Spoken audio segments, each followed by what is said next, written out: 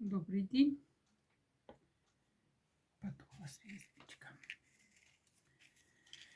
Так, расскажу свои новости.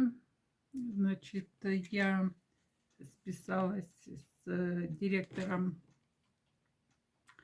э, как он сейчас называется, раньше совхоз был, где земля, которая мне досталась по наследству от маме, от ее тети. В общем, сказал этот директор, я ему все там вкратце описала, позвонить же не могу. Сказал директор перезвонить в понедельник. Я написала ему, что позвонить нет, а я напишу. Наверное, он даст распоряжение бухгалтеру, пусть хоть какую-то сумму дадут. Вот. Потом девочка мне сказала, что она одолжит мне деньги без процентов. Конечно, не такую большую сумму, но достаточно большую сумму, чтобы как-то прийти к какому-то там хотя бы. В общем, так, теперь дочка пошла еще к одному врачу. Он сказал, что, возможно, сумма будет меньше, но операция тяжелая. Еще, значит, там ребята поехали к врачу семейному, к дочкиному, и там разными средствами уговаривали, чтобы дали направление ей в институт травматологии в Киеве. На понедельник вроде как планируется, чтобы она туда пошла. Дали направление пока в травмпункт при этом институте. Но не было на руках, забыла слово, вылетело, от доктора вот этого диагноза не было. Вот, только был результат МРТ. В общем, будем поглядеть, что дальше. Я пока оставила мысли о том, чтобы брать деньги в банке. Сами понимаете, там, кроме того, что нужно возвращать эту сумму в банк, еще там сколько нужно и процентов. Дочка, конечно, паникует, очень сильно паникует. Немножко вот так наклоню.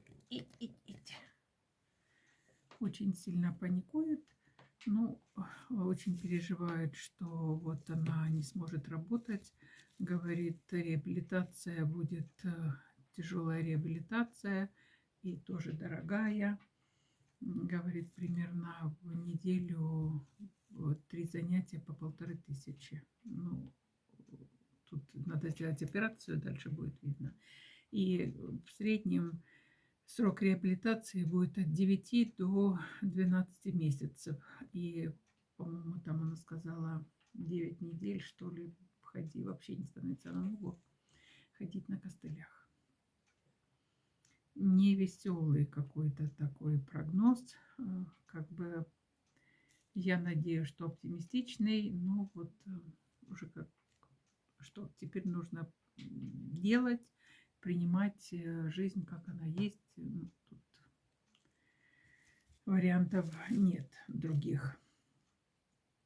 Я записала там, конечно, как гуляли на улице. Обратила внимание, что котик ходит, оглядываясь на меня. Я его вообще не трогаю, не зову, никак не реагирую. Но если я его зову, он ко мне бежит. Вот я себе думаю, это, наверное, потому он так бежит, что я его не дергаю. Зову редко и зову только тогда, когда действительно это нужно. Но, с другой стороны, он же не человек, он это все не воспринимает так, как мы. Это у них другие, у них на инстинктах это его прежняя хозяйка как бы дрессировала. Тут моей заслуги, пожалуй, нет. Но вот такое бесконечное дерганье, это вот как в этой деревне, там соседка, ее уже нет, она уже возрастная, и она нянчила свою правнучку. И это выглядело так. Маришка то, Маришка, туда не ходи. Маришка, иди сюда. Маришка, не трогай. Маришка, вернись. Это было бесконечно. Она прям вот напротив меня жила. Там квадратная голова была от этих слов. Маришка туда, Маришка сюда. Через какое время, вот меня интересует, через какое время эта Маришка перестала слушать бабушку, слушать и слышать? Через какое время? Мне кажется, поел, да, котенок? Мне, вы же мы гуляли, я ему покупаю каждый раз этот влажный корм, кладу его поверх сухого, и он наедается, и тогда он балдеет, вот так лежит на спине, объедается, наверное, да, котенок? Через какое время эта Маришка перестала слушать свою прабабушку? Я думаю, очень быстро. Ну, еще пока маленькая, еще там туда-сюда. Котик, кстати, совсем все хуже и хуже видит. Уже он отбегает от меня, если без поводка. И смотрит, где я. Я ему вот так махаю, рукой машу. Рукой, вот, потому что он плохо видит. И он гораздо спокойнее, когда он на поводке, невзирая на то, что все собаки хотят просто так гулять и бегать, на поводке ему спокойнее. Я думаю, что и детям спокойнее, когда они вот так жестко регламентированы в своих действиях, знают режим дня, знают, что во столько они ложатся, во столько они едят. У них нет этого момента, что вот неизвестности, что дальше. А это изматывает очень сильно. Да, и еще я хотела сказать, что про детей. Детям нужно давать возможность... Машина какая-то. Яркий очень цвет. Детям нужно давать возможность поскучать. Не старайтесь их занять все время. Старайтесь, чтобы они сами включали мыслительные функции, сами находили себе, что делать. Потому что в какой-то момент, как только они остаются вот без того, что их там крышуют, они теряются, они не знают, что делать, они себе не могут дать ладу никакого. Почему дети там бегают в магазинах там, да, или там в общественных центрах, бегают, кричат. В магазинах вообще ужасно. Начинают там тележки толкать, уже сколько видео на эту тему, или там кричать очень сильно.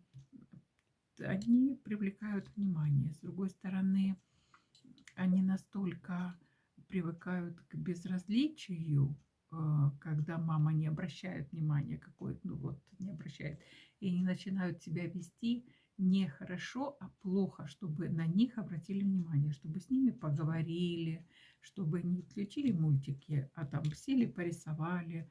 Лучше, я уже на эту тему тоже как-то говорила, что лучше там полчаса, 20 минут вот так с ребенком пообщаться, чем целый день не трогай меня, отстань, там порисуй, возьми, включи мультики, ну и так далее, отстань. Ну, как-то так. Все дети себя ведут буйно. Нету таких детей, которые ходят по струнке. Нету. Но есть дети, которые творят такое, что сами в ужасе. Ну, вот им самим плохо, они все понимают. Я рассказывала же эту историю, как мальчик был, и с ним там семья такая выдержанная, все с высшим образованием, все, и он настолько шебутной был, что просто справиться никак не могли. Он там что-то там вытворял. Это я рассказывала, это было давно-давно, очень давно. Я не знаю, мне еще, наверное, 30 лет не было. Вот. А родители его рано поженились, решили, что как хорошо, когда дети маленькие, у них мальчик и девочка.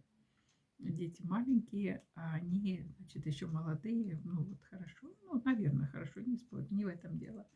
И вот мы там, ну, там своими делами занимались, потом мы сели за стол, там кушаем, а ему, вот его не дергают, а он то на стул залезет, и вот это вот прыгает, то еще там что-то. Какое-то время родители стараются не обращать внимания. Он тогда берет крем детский, откручивает, кладет на пол и со всей силы ногой наступает, и вся комната в этом креме. Ну вот, такой ребенок. Есть такие дети. И хочу сказать, что вот очень часто, да все, пожалуй, ну, наверное, все хотят, чтобы, не наверное, точно, все хотят, чтобы была беспроблемно, мы шли вперед, там, э, даже если топтались на месте, то знали будущее, знали, что тут поступать так, вот такие правила, такие, такие. Но в жизни так не бывает. Нужно проходить трудности, нужно уметь с ними справляться, нужно адаптироваться. Душа должна отрабатывать свою карму. Если ее завернуть в вату и вот дышать там через раз, это как с мышцами, с обычными мышцами. Если все время лежать и лежать, завернутые там в вату, э, пить, кушать и лежать, становится дряблое тело, становится рыхлое, белое такое там медузообразное. Вот так и с нашими сосудами, и с душой совсем должны быть и сложности, и радости. Так жизнь состоит. Не нужно этого пугаться. Не нужно считать, что если что-то получается не так или требует от вас вложения каких-то эмоций, может быть, даже очень ярких эмоций, неприятных, ну, значит, это нужно пережить. Я на эту тему еще хотела вот про эмоции поговорить, очень интересную информацию дать, но у меня прям видно из-за того, что вот я сама в таком нервозном периоде, горло как бы спазмируется и не очень получается разговаривать. Свеча горит хорошо, все будет хорошо. Берегите себя, живите легко.